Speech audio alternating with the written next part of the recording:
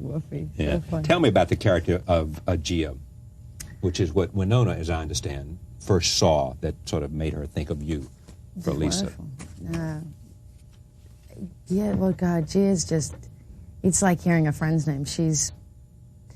It's funny, people have actually accidentally called me that, which is weird, and I'm close friends with the guy that was the young man in the movie.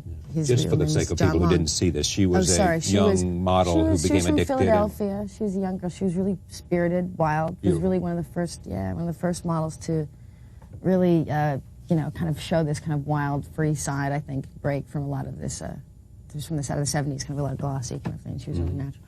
And she then became addicted to heroin. And it's important to me that she's that spirit, because she was so spirited before. She didn't, as opposed to being wild because of something, that just She was shows the wild. sadness was because she was so bright before anything. And then she was one of the, from what I know, it was really one of the first, it was AIDS was coming out, and she had AIDS. And at that time, people didn't know what it was, and so they had this, we had scenes where we didn't know what it was, we didn't understand, and there are these people in these kind of space masks, because you're contaminated, as far as they were concerned then. And they locked her in a room and had all these kind of things, and she died. And it was, but she also had these notebooks of her death, during her death, and the poems in the end of the film. And she loved that song from the Breakfast Club, everyone knows, but Don't Forget About Me.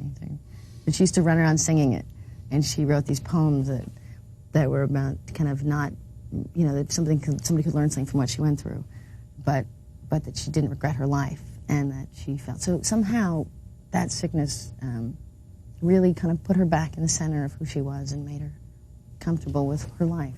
Roll tape. This is just one scene we'll show in which she encounters a receptionist at her first meeting with a modeling agency. Roll tape.